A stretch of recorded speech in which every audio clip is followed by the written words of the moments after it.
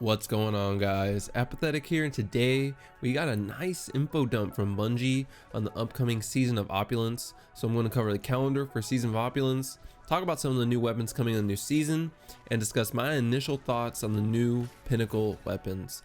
Let's jump into it. Looking at the calendar for season of Opulence, we see the raid, which we knew about, and the new 6-player matchmake activity is called the Menagerie, and it appears to be another horde mode with different bosses. I'm sure there are some additional mechanics involved, but that's just my initial impressions from the minute trailer they showed off. Next, we see a truth quest. Yes, ladies and gentlemen, you heard me right. Truth, the exotic rocket launcher, is making its return. This is something I'm actually pretty excited for because Truth was hands down my favorite rocket launcher in D1. So it's gonna be cool to see those crazy rocket launcher shots where it just loops around and kills someone. Definitely pretty exciting, and that's going to be coming back on June 11th along with the new Menagerie boss. Moving on to June 18th, we have another new Menagerie boss and a new Iron Banner quest with what seems to be the old Iron Banner armor. Hopefully it's the old armor updated with random rolls, and then we can pick the sick ornaments on them like we could before. Something also, if you didn't notice, that there seems to be a new Menagerie boss all throughout June, so that seems to be the plan there to kind of keep things fresh for that activity. June 25th, the heroic mode for the Menagerie is coming out, and it's important to note that the heroic mode requires a pre-built fire team, which means, or signifies to me, it's probably a little more mechanic heavy than the normal Menagerie mode. July 2nd, we have the Lumina quest, which looks freaking sick. I'm just hoping it's not a terrible weapon like the Malfeasance, well, at least terrible in PvP. July 9th, we have the Tribute Hall and the return of Moments of Triumph. And lastly, the Solstice of Heroes. So definitely a pretty jam-packed season here. And I'm most excited for the Menagerie because some of the weapons and how they look, and the fact that they're putting this out as you can choose the rewards you want, which is always a positive thing.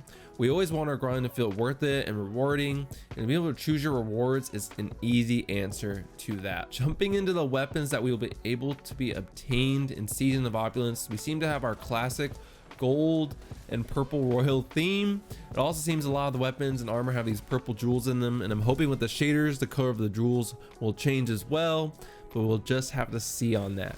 There are a couple of things that catch my eye though of these weapons, and it would have to be these two hand cannons and the shoddy. Of course the shoddy, you guys know me. The thing that catches my eye about the hand cannon is the identical model or frame to the Eyes Luna or Hawkmoon. So I'm crossing my fingers they are bringing back Eyes Luna like a clone, or maybe this is the redone Hawkmoon. I don't think they would show it off like this, but who knows. Either way, I'd be pretty psyched if we could get like an Eyes Luna's return.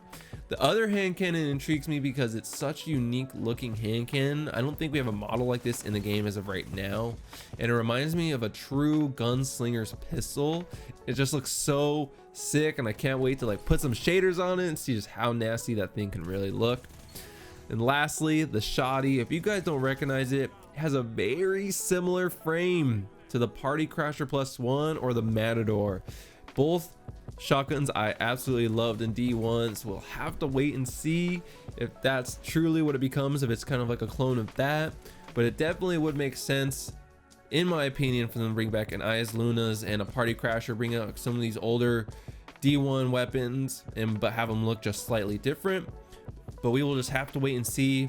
Finally, we are covering the new Pinnacle Weapons, and we are starting with the Revoker, the Crucible Pinnacle Sniper, where missed shots are returned to the magazine after a short duration.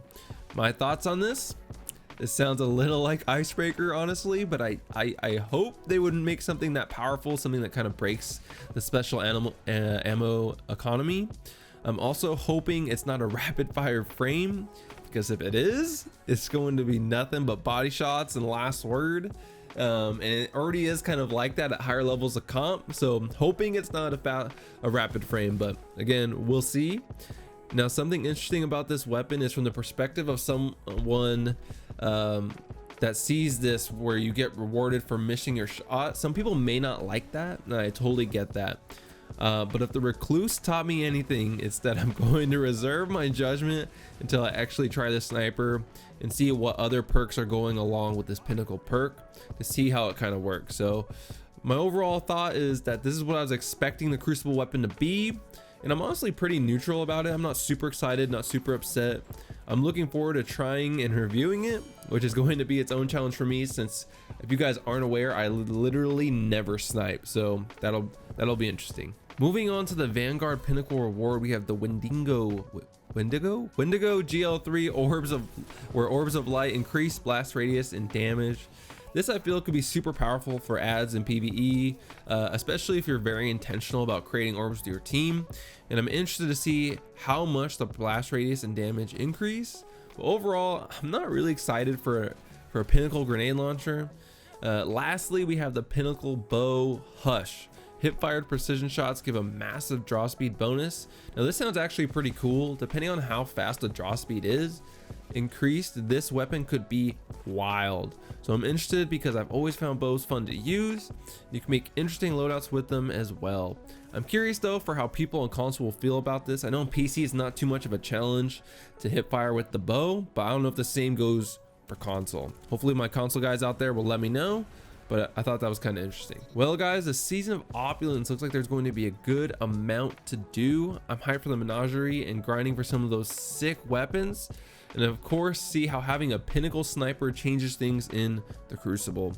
But let me know in the comments below, based on what you've seen, what excites you the most about the season of Opulence. Thanks so much for watching guys, and if you enjoyed, make sure you like and subscribe, as it's a free way to support me, and I'll catch you guys in the next one.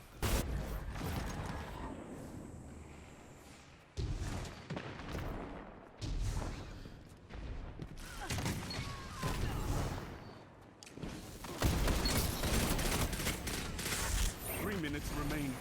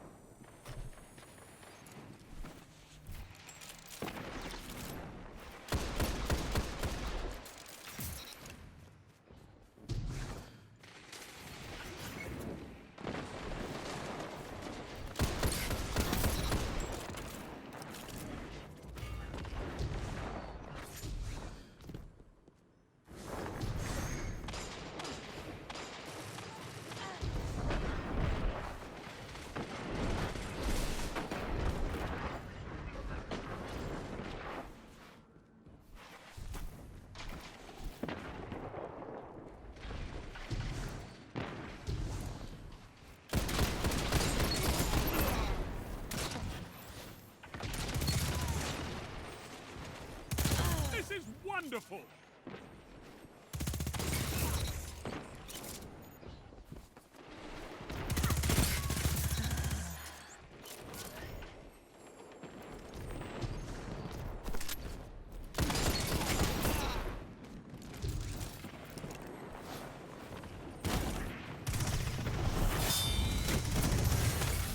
That shut them down! 2 for 1.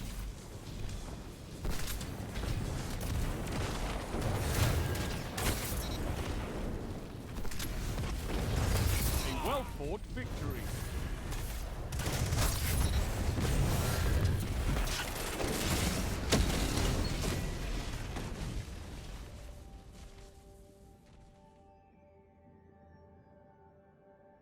You showed no remorse. That's how you should be on a battlefield. Perfect, perfect, perfect, perfect.